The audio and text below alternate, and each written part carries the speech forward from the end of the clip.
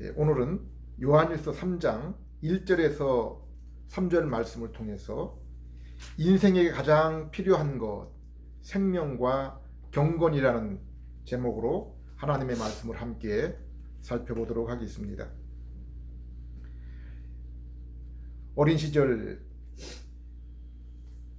이맘때쯤이면은 열리는 가을 운동회는 마을 사람 모두에게 커다란 행사요 잔치였습니다.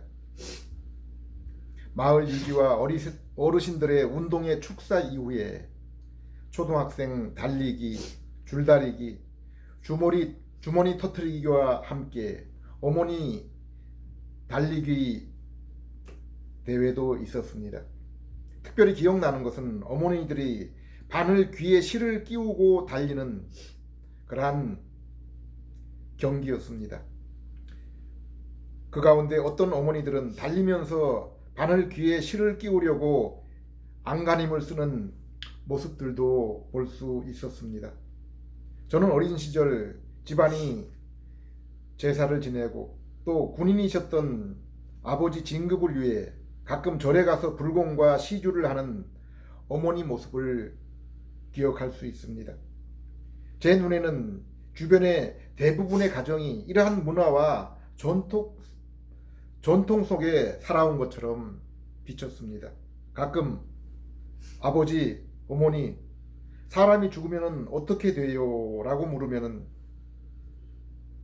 세상에서 착하게 살면 좋은 곳에 가고 나쁘게 악하게 살면 지옥에 간다는 그런 대답을 들었습니다.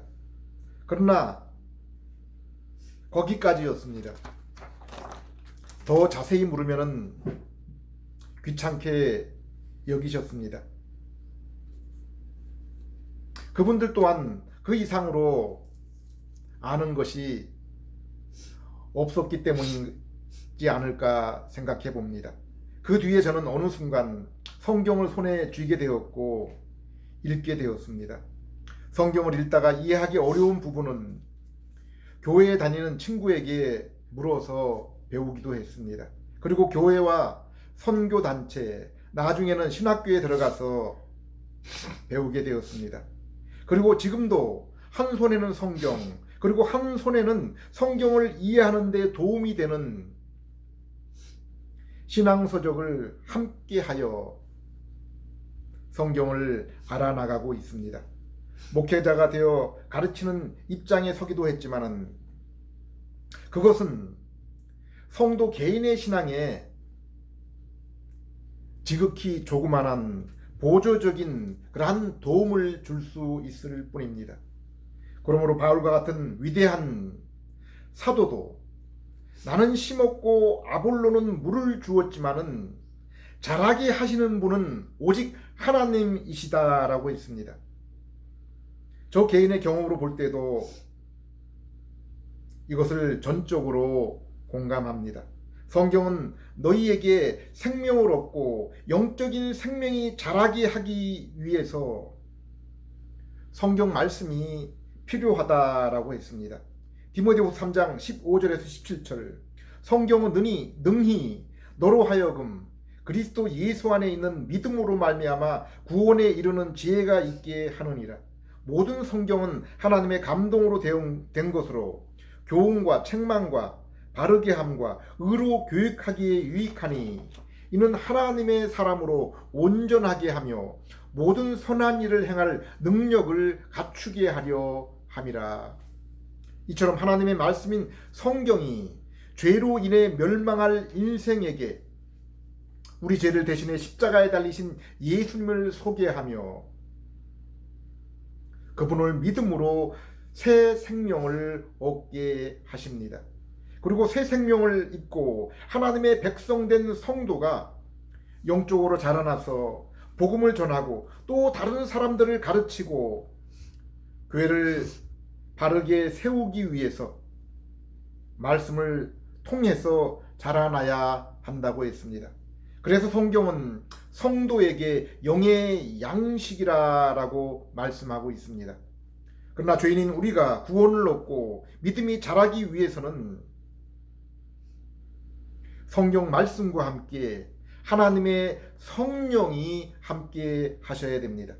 우리가 성경을 읽을 때 그 성경 말씀을 이해하고 깨닫게 해주시고 감동을 주셔서 예수님을 믿게 해주시는 분이 성령님이시기 때문입니다. 요한일서 2장 27절 너희는 주께 받은 바 기름 부음이 너희 안에 거하나니 아무도 너희를 가르칠 필요가 없고 오직 그의 기름 부음이 모든 것을 너희에게 가르치며 또 참되고 거짓이 없으니 너희를 가르치신 그대로 주 안에 거하라. 여기 주님으로부터 오는 기름 부음은 성령이 우리에게 함께 하심을 말씀하고 있는 것입니다. 요한일서 2장 20절 너희는 거룩하신 자에게서 기름 부음을 받고 모든 것을 아느니라.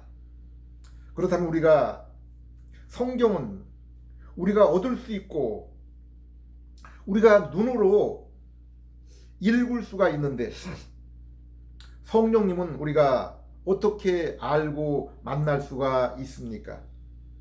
이러한 의문이 생길 수가 있습니다. 우리가 성경을 읽으면은 구원은 성부 하나님이 창세전에 택하신 자들만 얻을 수가 있는 것을 알 수 있습니다. 그리고 구원의 방법은 자신이 죄인임을 깨닫고 회개, 곧 죄를 돌이켜 우리 죄를 대신 지신 예수님을 믿을 때 얻게 된다고 했습니다. 그리고 우리 자신은 죄로 인해서 하나님과 영적인 교제가 끊어져 있는 그러한 상태이기 때문에 우리가 아무리 성경 말씀을 읽고 알고자 해도 그 성경을 통해서 하나님을 만날 수가 없다고 했습니다. 죄와 허물로 이미 우리는 하나님과 영적인 그러한 관계가 끊어져 있기 때문에 죽은 시체에게 어떤 것을 말해도 들을 수가 없는 것처럼 성경의 그 말씀을 또 설교를 통해서 우리에게 아무리 말한다고 해도 우리가 결코 알아들을 수가 없는 것입니다. 죄로 인해 하나님과의 영적으로 이렇게 교제가 끊어진 우리는 그러므로 성경을 읽고 복음을 들어도 예수님에 대한 이해와 감동과 그분께 나아갈 의지가 생기지 않는 것입니다. 이 일을 우리가 예수님을 믿기 전에 또 예수님께 우리가 나아가기 전에 먼저 성령님께서 우리를 위해서 일하셔야 하시는 것입니다. 그리고 성령님의 역사, 곧 성령께서 우리를 위해서 일하실 때 우리가 성경을 읽고 복음을 들을 때 우리가 반응할 수가 있는 것입니다. 그러므로 우리 죄인 곧 인간의 입장에서는 성경을 붙들고 예수님의 복음의 말씀을 들으며 세리처럼 이 죄인을 불쌍히 여기옵소서 간절한 마음이 있어야 됩니다. 그러므로 성령님의 역사는 성부 하나님이 주관하시는 일이며 성경을 읽고 예수님에 관한 구원의 소식을 대할 때 우리에게 일어나는 하나님의 은혜, 놀라운 신비인 것입니다. 그리고 이렇게 예수님 앞에 나오는 자들을 우리 예수님께서는 결코 내가 너를 모른다 외면하지 않으신다고 했습니다. 에베소 4장 11절에는 교회가 이러한 일들을 도와준다고 했습니다. 그러나 안타까운 것은 오늘날의 교회 가운데 이러한 진리와 성경 가운데 바르게 서 있는 교회가 얼마나 있을까라는 안타까운 생각이 듭니다. 아까 운동회 얘기를 했습니다. 어릴 때 영생에 관한 궁금증을 부모에게 물어봤지만 답변을 얻을 수가 없다고 했습니다.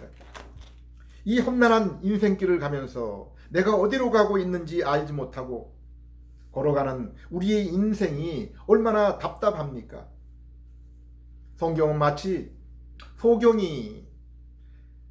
소경으로 하나님을 모르고 살아가는 인생을 비유하고 있습니다. 결승 테이프가 눈앞에 있는데 아직까지 바늘귀에 실을 끼우지 못하면 아무리 잘 달려도 결국 테이프를 끊을 수가 없는 것입니다. 성경은 인생에 있어 가장 중요한 두 가지 사실을 말하고 있습니다. 말씀하고 있습니다. 무엇입니까? 바로 생명과 경건입니다. 그리고 죄인된 인생에게 이 생명과 경건은 오직 신비한 능력으로 하나님의 손을 통해서 주어지는 것이라고 말씀하고 있습니다. 베드로서 1장 3절, 그의 신비한 능력으로 생명과 경건에 속한 모든 것을 우리에게 주셨으니 이는 자기의 영광과 덕으로서 우리를 부르시는 이를 알므로 말미암음이니라. 하나님이 은혜를 베푸시고 신기한 능력으로 죄로 죽은 우리의 그 심령 가운데 일하시게 될 때 우리가 그 영광, 하나님의 모습을 보게 되는 것입니다. 영광과 더 하나님께서는 은혜를 통해서 우리에게 영광을 비추시되, 그 비추시는 이유는 그분의 덕으로 인함, 그분의 그 선하신 자비와 사랑으로 인함이라고 말씀하고 있습니다. 성경은 성부, 성자, 성령 하나님이 천지 만물을 창조하신 것처럼 죄인된 인간에게 새 생명을 주시는 그 재창조의 일을 삼위 하나님의 은혜와 능력으로 인하여 이루시는 것이라고 말씀하고 있습니다. 또한 성도가 경건, 곧 하나님과의 그 만남과 교제의 깊은 친교를 이루는 것도 하나님이 하시는 일이라고 하셨습니다. 이렇게 재창조, 곧 새 생명을 얻고 성숙, 곧 하나님과의 관계에서의 그 경건의 삶을 살아가는 것을 베드로후서 1장 4절에 신의 성품에 참여하는 것이다 라고 말씀하고 있습니다. 에베소 1장 4절, 로마서 8장 29절에는 아들의 모습, 곧 아들의 형상을 닮게 하시려고 하나님이 우리를 창세전에 택하시고 부르셨다라고 그렇게 말씀하고 있습니다. 요한복음 17장, 요한일서 1장을 보면은 예수님과 아버지는 하나이시다라고 했습니다. 예수님은 내가 아버지 안에, 아버지 또한 내 안에 계신다라고 말씀하고 있습니다. 이것은 아버지와 아들이 온전한 친교를 이루고 있음을 의미합니다.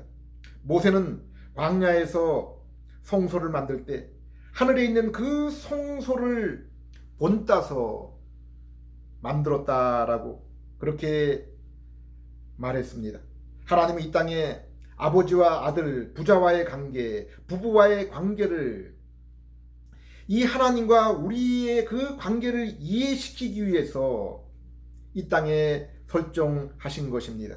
에베소 5장에서도 부부관계를 설명하면서 이것은 그리스도와 교회의 관계를 위한 비밀을 설명하기 위한 것이라고 했습니다. 바울이 하나님의 일꾼이요 예수 그리스도의 사도로 부르심을 받은 사명이 무엇이라고 했습니까? 디도서 1장 2절, 나는 하나님께서 선택하신 사람들을 믿게 하고 그들에게 경건하게 사는 진리를 가르치기 위해서 사도가 되었다고 했습니다. 바울도 베드로처럼 복음 진리를 전해서 죄인들이 복음을 듣고 예수 그리스도를 믿어서 생명을 얻고, 생명을 얻은 이들을 말씀으로 가르쳐서 경건, 곧 하나님과의 바른 관계, 더욱 깊은 친교를 이루기 위해서, 바로 그 일을 위해서 사도로서 부름을 받았다라고 했습니다. 생명과 경건, 하나님은 이것을 위해서 성경을 주시고 교회를 주시고 사도 그리고 성령님을 우리에게 보내신 것입니다. 죄로 인해 하나님을 잃은 인생, 그로 인해 하나님과 영적 교제를 나누지 못하고 진리와 인생이 주어진 그 목적을 모르고 사망을 눈앞에 두르고 불안하게 살아가는 인생이 예수님을 만나 새 생명을 얻을 때까지 어떻게 진정으로 행복할 수 있겠습니까? 그 인생 앞에, 죽음 앞에 담대할 수 있겠습니까? 그래서 예수님은 마태복음 11장 28절에 수고하고 무거운 짐진 인생에게 내게 오라, 내가 너희를 쉬게 하리라 말씀하신 것입니다. 사실 죄인인 인생이 예수님을 만나기 전에는 참 행복, 참 평안이 무엇인지조차 알 수 없이 지냈습니다. 그 전까지는 결코 그것을 경험하지 못했기 때문에 비교할 수도 없었기 때문입니다. 그들은 그저 때를 따라 밥을 먹고 정욕을 해결하고 세상적인 큰 환난이 없으면 그것이 그저 행복인 줄을 알았습니다. 하나님의 형상으로 지음받은 인생이 하나님을 만나 경건의 교제를 나눌 때까지는 이처럼 인생의 참된 의미와 행복이 무엇인지조차 알지 못하고 살아가는 것이 바로 인생입니다. 그러므로 베드로는 생명과 경건을 말씀하면서 베드로후서 1장 8절에 너희가 우리 주 예수 그리스도를 알기에 게으르지 말고 열매 없는 자가 되지 말라고 했습니다. 이처럼 인생의 죄를 가는 목적은 죄인이 예수 그리스도를 믿어서 하나님을 만나는 것, 곧 새 생명, 영생을 얻는 것입니다. 그리고 하나님을 만나 새 생명을 얻은 자, 중생한 자는 이제 그 믿음이 자라나야 됩니다. 곧 열매를 풍성하게 맺어야 됩니다. 여기 열매는 성령의 열매, 우리의 인격의 열매를 말씀하고 있습니다. 그것은 곧 그리스도와 닮은 인격입니다. 우리가 그리스도의 인격을 닮을 때 우리는 하나님 아버지와 더욱 깊고 진실한 교제를 나눌 수 있기 때문입니다. 그리고 이렇게 새 생명을 얻고 성숙한 인격의 성도가 하나님과 깊은 친교를 나눌 뿐 아니라 성도와도 그로 인해서 올바른 친교와 사랑을 나누며 세상에서도 모든 이들을 진실로 사랑하는 그 섬김의 삶을 살며 전도의 열매를 맺으며 교회를 올바로 세울 수 있기 때문입니다. 하나님이 이 세상을 창조하시고 자신을 닮은 인간, 곧 아담을 지으신 목적은 성경의 말씀처럼 바로 하나님의 영광을 위해서입니다. 우리가 어떻게 하나님께 영광을 돌리며 살아갈 수 있습니까? 주기도문에 하나님 아버지께 드린 첫 번째 기도 내용이 무엇입니까? 이름이 거룩히 여김을 받으시옵고라입니다. 하나님의 이름이 어떻게 이 땅에서 거룩히 여김을 받으실 수가 있습니까? 오직 한 가지뿐이 없습니다. 그분의 형상을 닮은 우리가, 교회인 우리가 거룩한 삶을 사는 것입니다. 하나님은 아담에게 만물을 관리하게 하시고 땅끝까지 충만하라라고 명령했습니다. 하나님이 지으신 피조 세계를 잘 관리하고 또 땅끝까지 그의 후손에게 왕과 제사장과 선지자로서 하나님의 이름과 그 하신 일을 전하고 가르쳐서 하나님께 영광을 돌리도록 하기 위함입니다. 그리고 동상 가운데 선악과 가실은 먹지 못하게 했습니다. 이것은 아담이 만물의 영장, 곧 피조 세계의 우두머리로 그것들을 다스리지만은 그럼에도 불구하고 하나님의 주권을 인정하고 자신이 하나님이 만드신 그 피조물임을 늘 기억하라라는 그러한 이유가 있기 때문입니다. 아담이 하나님의 주권을 인정하고 말씀에 순종할 때 맡겨주신 사명 또한 이룰 수 있음을 알려주신 것입니다. 마치 십계명의 첫 돌판에 4가지 계명을 순종하게 될 때 곧 하나님과의 바른 관계를 통해서 나머지 둘째 돌판의 6가지 계명을 지킬 수 있는 것과 같습니다.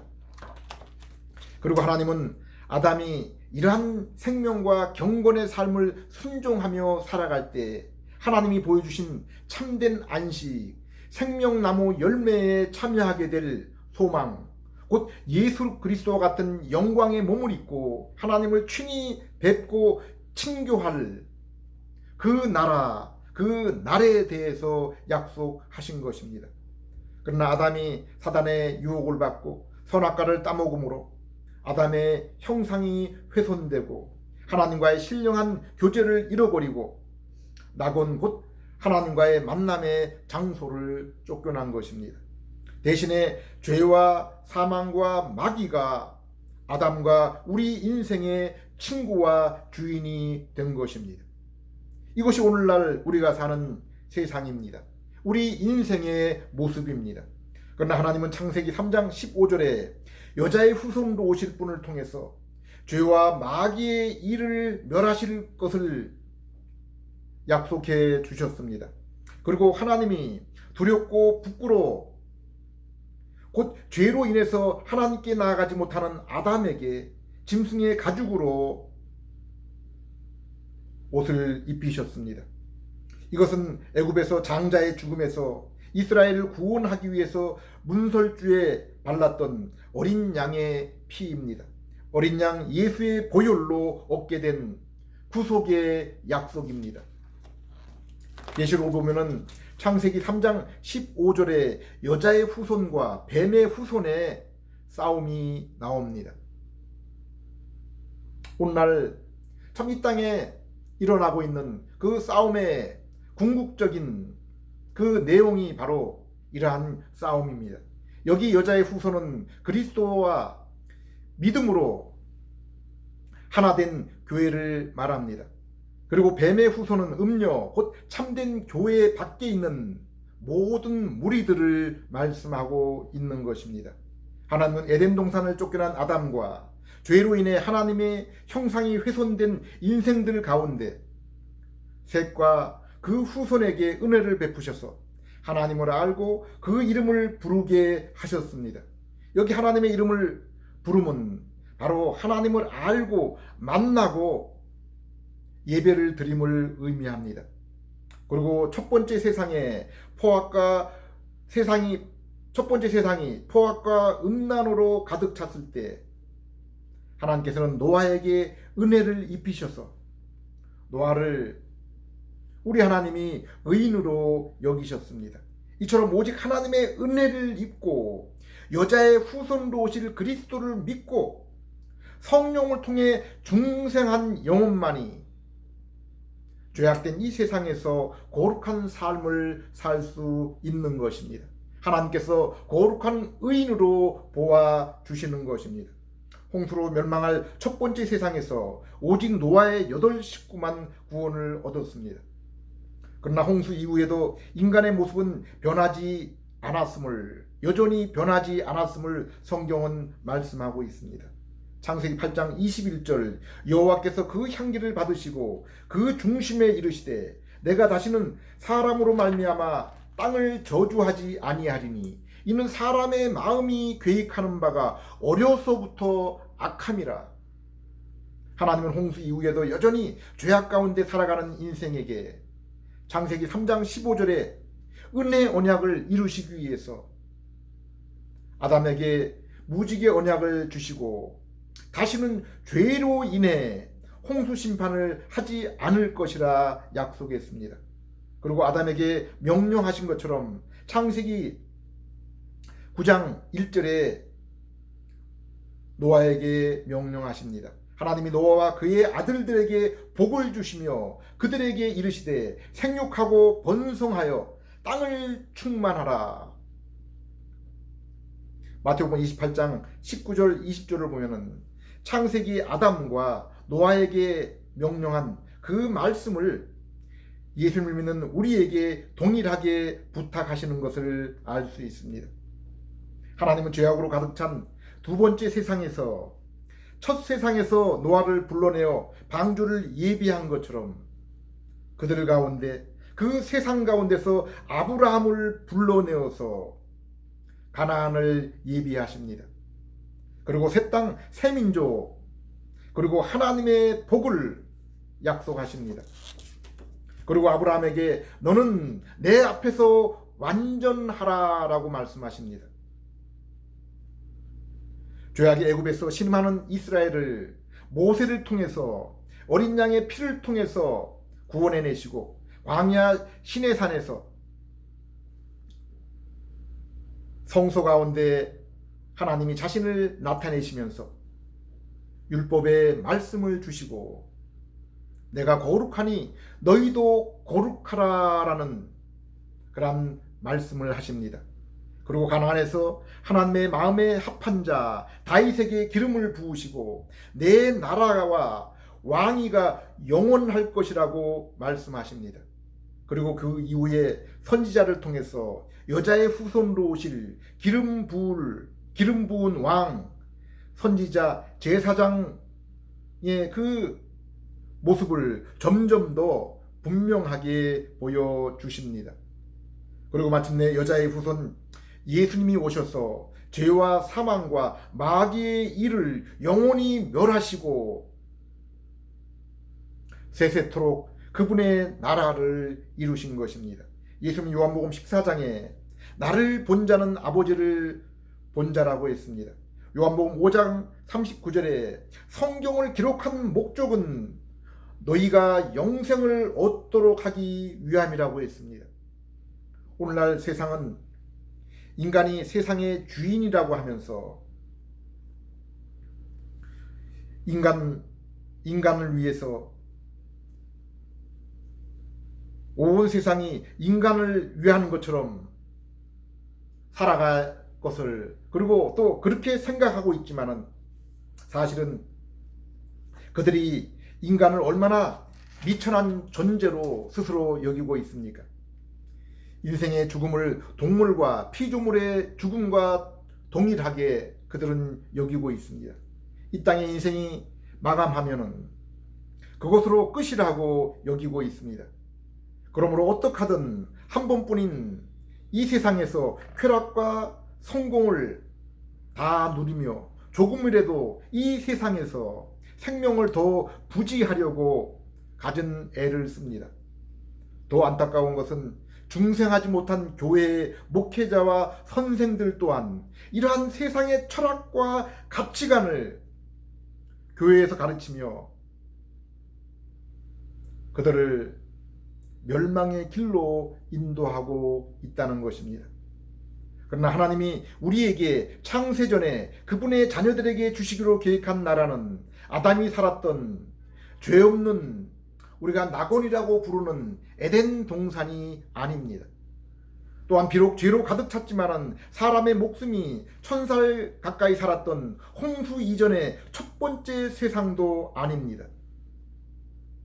우리가 장차 영원히 누리고 살 세상은 요한계시록 21장 22장에 설명하고 있는 성부와 성자 하나님을 친히 뵙게 되며 우리가 예수님과 같은 영광스러운 모습으로 변화가 되어서 하나님과 거룩한 천사들과 그리고 참된 성도들과 그리고 새롭게 회복된 피조 세계에서 그들과 온전한 친교를 이루며 신령과 진정으로 하나님께 예배를 드리는 바로 그 나라입니다.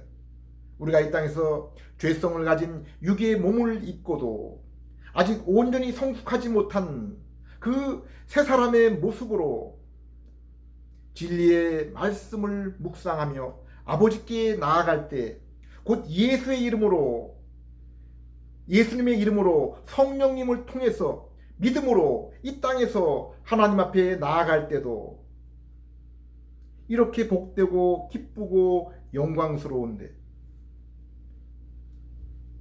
장차 우리에게 오를 그날에 우리가 온전한 몸과 모습을 입고 친히 하나님 아버지와 우리 주님을 뵙게 될 때는 어떻겠습니까? 성경 우리가 예수님 안에서 이 소망 가운데 살아가는 자는 예수님의 거룩하시고 깨끗한 모습처럼 우리도 이 세상을 살아가야 한다고 말씀하고 있습니다. 구약 성경에 아담에게 또 노아와 아브라함과 참 모세에게 다윗에게